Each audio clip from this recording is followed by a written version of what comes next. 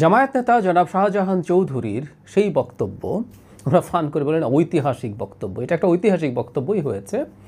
সেটা নিয়ে যথেষ্ট আলোচনা সমালোচনা হয়েছে, এখনও এটার জের চলছে। আমি গতকাল টকশোতে গিয়েও দেখলাম যে এই ইস্যুটা আসছে, এই ইস্যু নিয়ে কথাবার্তা হচ্ছে। এটা নিয়ে পরে আমি এটা নিয়ে ইনস্ট্যান্টলি একটা ভিডিও করেছিলাম, এরপর যা যা হলো সেটা নিয়ে একটু কথা বলতে চাই। আর একটা মূল ইস্যুতে ফোকাস করতে চাইবো, সেটা হচ্ছে নির্বাচনকে নিজের পক্ষে আনার জন্য কারচুপি করতে জামায়াতকে প্রশাসন এবং পুলিশ কবজা করার চেষ্টা করছে। এই ধরনের একটা আলাপ, এই ধরনের একটা অভিযোগ বেশ কিছুদিন থেকে আছে। আমি সেটা নিয়েই আসলে মূলত কথা বলতে চাই। তার আগে একটু দেখি যে জামায়াত ব্যাপারটাকে কিভাবে ডিল করছে। আমি বাংলা ট্রিবিউনে দেখলাম জামায়াতের এই নেতা শাহজাহান চৌধুরী ব্যাখ্যা দিয়েছেন। মানে ব্যাখ্যাগুলো প্রায় এটা উনি বলে না, অন্যান্য রাজনৈতিক দলেরও যখন কেউ উল্টোপাল্টা কিছু করে যে ব্যাখ্যা দেয়, মনে হয় যে আমরা খুবই স্টুপিড, আমরা কিছু বুঝি টুঝি না। যাই হোক, শাহজাহান চৌধুরী বলছেন, দলীয় সম্মেলনে আমি যে বক্তব্য রেখেছি তার মূল কথা হলো প্রশাসন দেশের স্বার্থে, জাতির স্বার্থে কাজ করবে। বর্তমান সরকারের অধীনে দেশের স্বার্থে পুলিশ ও প্রশাসনকে কাজ করতে হবে, আমি সেটাই বোঝাতে চেয়েছিলাম।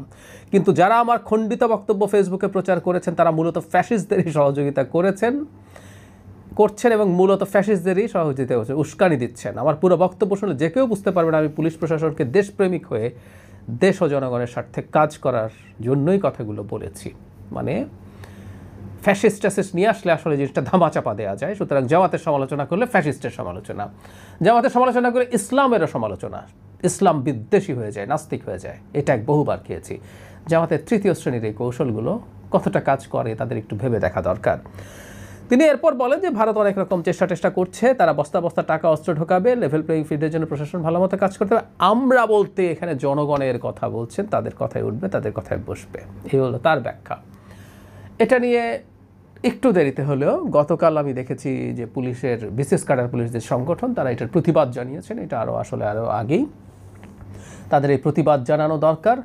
আর এখনও নির্বাচন কমিশনের আচরণবিধি লঙ্ঘনের আলাপ হয়নি, এবং এখনও কেউ একজন ফর্মালি তিনি নির্বাচন করছেন সেটাও অফিসিয়ালি হয়নি, এটা তো অফিসিয়ালি পরে হয়।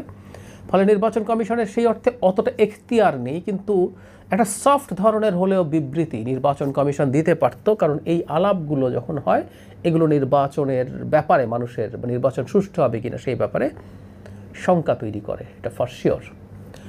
জামাতে ইসলামীকে আমরা দেখেছি এটাকে খুবই ধরি মাছ না ছুঁই পানি টাইপের একটা স্টেটমেন্ট দিয়েছে জামাতের সহকারী সেক্রেটারি জেনারেল।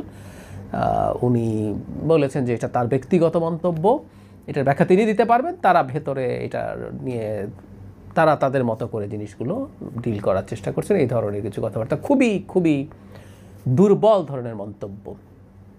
যে ঘটনা জনাব শাহজাহান ঘটিয়েছেন, আমি মনে করি এটা জন্য তাকে দল থেকে বহিষ্কার করা উচিত ছিল। বহিষ্কার করে তার এমপি ইলেকশন করা তো দূরেই থাকুক, তাকে বহিষ্কারই করে দেওয়া দরকার ছিল। নিদেন পক্ষে তার এমপি ইলেকশনের জন্য যে মনোনয়ন দেওয়া হয়েছে সেই মনোনয়ন উইথড্র করা দরকার ছিল। যদি আমি জানি না, অনেকেই বলেন যারা জামাত সম্পর্কে জানেন তিনি অতি ক্ষমতাশালী নেতা, তাকে বাদ দেয়া জামাতের জন্য প্রায় অসম্ভবের মতো। যাই হোক, আমি সেই তর্ক বিতর্কে এখন ঢুকছি না, জামাত বুঝবে সে কী করবে। কিন্তু এটাকে সফট ধরনের কথা বলে খুব বেশি গায়ে না নিয়ে জামাত সম্ভবত তার অজান্তেই আমাদের কাছে একটা বার্তা দিচ্ছে যে জামাত এই নির্বাচনে প্রশাসনকেও তার পক্ষে কাজে লাগানোর চেষ্টা করবে। প্রশাসনে এনসিপির লোকজন নেই, এনসিপিকে সমর্থন করে, অনেকে স্বার্থের জন্য এনসিপির সাথে যাবে, কোনো সন্দেহ নেই। নানা রকম স্বার্থবাজ লোকজন ঢুকবে, এনসিপি সেরকম কিছু লোকজন পাবে, উইচ ইজ ন্যাচারাল, সেটা একটা দিক। কিন্তু প্রশাসনে আসলে মূলত তিন মতাদর্শের বা তিন দলের সমর্থক লোকজন পাওয়া যাবে, বিএনপি, আওয়ামী লীগ এবং জামায়াতে ইসলামী। এখন যেটা দাঁড়ালো, পুলিশ প্রশাসন নিয়ে তো আলাপটা মূলত হয়েছে, সেই পুলিশ প্রশাসনে জামাতিকরণ হচ্ছে কিনা সেটা নিয়ে আমার ছোট্ট একটা ক্লু আপনাদের আমি দিতে পারি। এটা শোনা যায় না আশপাশে, কিন্তু আমি সাধারণত শোনা কথা অতটা ওভাবে বলি না, কিন্তু একটা ক্লু, একটা তথ্যের ভিত্তিতে। কিছুদিন আগে তিনটা দলই, বিএনপি, জামাত এবং এনসিপি, সরকারের কাছে তাদের অপছন্দের উপদেষ্টাদের তালিকা দিয়ে এসেছিল এবং সেটার পরিবর্তন চেয়েছিল। সরকারের উপদেষ্টা যারা ফজলুল কবির খান একটা স্ট্যাটাস দিয়েছেন, সেখানে তিনি তিন দলেরই কারা কারা কাকে কাকে চায় না সেটার যে তালিকা আছে সেটা কত ফটো কার্ড শেয়ার করে তিনি মন্তব্য করেছেন, কারণ বিএনপি তালিকায় তার নাম ছিল বলে তিনি বলছেন। এখন তার তথ্য যদি সঠিক হয়, আমি জানি না সঠিক কিনা, সঠিক হওয়ার সম্ভাবনাই অনেক বেশি। সেখানে বিএনপির তালিকাতে আরেকজন ছিলেন স্বরাষ্ট্র মন্ত্রণালয়ের বিশেষ সহকারী প্রধান উপদেষ্টার, তিনি ওর তালিকার মধ্যে আছেন, জনাব খোদা বক্স। এখন বিএনপি যদি সত্যিই তার ব্যাপারে অভিযোগ জানিয়ে থাকে, তার মানে পুলিশের যে রদবদল বা পরিবর্তন আছে সেটার ক্ষেত্রে তিনি ম্যানিপুলেট করছেন, এবং বিএনপি তাদের ব্যাপারেই এই অভিযোগ জানাবে তার কম্পিটিটরকে যিনি অন্যায়ভাবে ফেভার করবেন। তার মানে জনাব খোদা বক্স কি জামায়াতে ইসলামীর প্রতি ফেভার করছেন? এই প্রশ্ন আসবে। সুতরাং আমরা এটাকে রিলেট করতে পারি। সো প্রশাসনে বা পুলিশে অলরেডি এই ধরনের পরিস্থিতি তৈরি হচ্ছে কিনা এটা জরুরি ভিত্তিতে খেয়াল করা দরকার। এটা পুলিশ গেল, প্রশাসনে একই পরিস্থিতি। জামাত প্রচুর তাদের মতো করে তাদের লোকজনকে পদায়নের চেষ্টা করছে, এটা শোনা যায়। বিএনপিও করছে না তা না, বিএনপিও চেষ্টা করছে। কিন্তু আমার কাছে আরেকটা অ্যালার্মিং জায়গা মনে হয় বাংলাদেশের আগামী নির্বাচনের ক্ষেত্রে। মানে আমরা যত যাই বলি না কেন, যারা জামায়াত বা বিএনপির সাথে অ্যালাইন্ড, এদের বড় অংশর আসলে নিয়োগ হয়েছে এখন যারা নির্বাচনে খুবই ক্রুশিয়াল কিছু পজিশন, ডিসি যারা রিটার্নিং অফিসার হবেন, এসপিরা, ইউএনওরা যারা অ্যাসিস্ট্যান্ট রিটার্নিং অফিসার হবেন, ইউএনওরা তো বটেই, ডিসিএসপিরাও প্রায় সবাই শেখ হাসিনার এই আমলে তারা চাকরিতে ঢুকেছেন। কেউ কেউ সামান্য একটু আগে হলো, পুরো ক্যারিয়ারটা তাদের শেখ হাসিনার সময়ে হয়েছে। সো প্রচুর আওয়ামী লীগার আছে যারা এখন অনেকেই বিএনপি সাজার চেষ্টা করছেন হয়তো। এখন আওয়ামী লীগের সমর্থক যে কর্মীরা আছেন, যে অফিসাররা আছেন, তারা আসলে কোন পক্ষে কাজ করতে পারেন? আমরা এই আলাপটা করার চেষ্টা করছি, অনেকদিন থেকে বলছি। আমি মনে করি শেষ পর্যন্ত সাধারণ কিছু ভোটার, খুবই লিবারেল ভোটাররা বিএনপিকে ভোট দিতেই পারে, দেওয়ার চেষ্টাই করবে। তারা কখনোই জামাতকে ভোট দেবে না, এমনকি শেখ হাসিনা বললেও।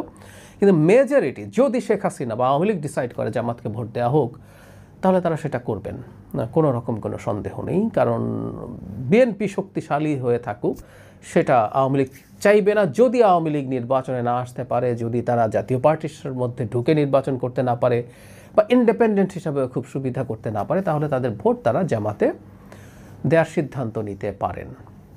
আমি বহুবার বলেছি, মানে পশ্চিমবঙ্গে সিপিআইএম মানে পুরো বামরা ডান বিজেপিকে ভোট দেয় তৃণমূল কংগ্রেসকে ঠেকানোর জন্য। গত নির্বাচনে তৃণমূল কংগ্রেস ভোটার আগে ঠিকই ছিল তার ভোট, ইন্ডিয়ান ন্যাশনাল কংগ্রেস মানে কংগ্রেস বলে যে দলটাকে চিনি, কংগ্রেস এবং বাম দল যে পরিমাণ ভোট হারিয়েছে ঠিক সেই পরিমাণ ভোটের পার্সেন্টেজের কথা বলছি বিজেপি পেয়েছে। সুতরাং বাংলাদেশে এটা খুবই সম্ভব। অনেকে বলে আওয়ামী লীগ কি জামাতকে ভোট দেবে?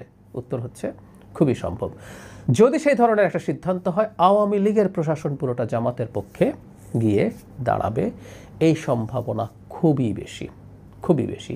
ফলে মাঠ প্রশাসন, সেটা মানে ডিসি মানে প্রশাসনের লোকজন যারা returning officer, assistant returning officer হবেন, এবং আইনশৃঙ্খলার জন্য গুরুত্বপূর্ণ এসপিরা আওয়ামীপন্থী এবং জামাতপন্থী সবাই একাকার হয়ে জামাতের পক্ষে কাজ করার চেষ্টা করার সম্ভাবনা উড়িয়ে দেওয়া যায় না। এটা খুবই খুবই ইম্পর্ট্যান্ট বলে আমি মনে করি। এটা সন্দেহটা মাথায় রাখা। সরকারের উচিত হবে জনাব শাহজাহান চৌধুরীর যে বক্তব্য, সেই ব্যাপারে তারা আর কোথায় কোথায় এই ধরনের কাজ করছেন, আমি খুবই মনে করি যে এটা বেরিয়ে গেছে, এটা তার ভেতরের কথা, তার ব্যক্তিগত ব্যাপার, ব্যাখ্যা দিতে পারবেন, এগুলো ফালতু ব্যাপার। তাদের এটা একেবারে কেন্দ্রীয় একটা কর্মকৌশল এই নির্বাচনের জন্য, এতে কোনো রকম কোনো দ্বিধা আমি করি না।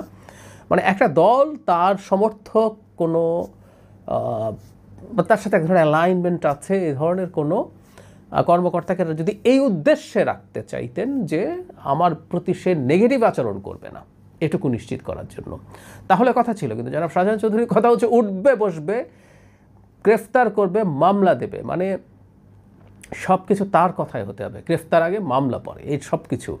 স্কুলগুলো টিচারদেরকে তাদের কথা বলতে হবে। এখানে কিন্তু গায়ের জোরের কথা আছে এবং তাকে স্বার্থে ব্যবহার করার কথা আছে। এটাই অ্যালার্মিং। সরকারের উচিত হবে এই ব্যাপারে খুব গুরুত্ব দিয়ে চিন্তা করা, পদক্ষেপ নেওয়া। এই নির্বাচনটা এই ধরনের কোনো না কোনোভাবে কারসাজির শিকার, সেটা যেদিক থেকেই হোক না কেন, যদি হয়ে যায় বড় স্কেলে অনেকগুলো সিটে, আমাদের ভবিষ্যৎ খুব ডিজাস্টারাস পরিস্থিতিতে পড়বে, কোনো সন্দেহ নেই।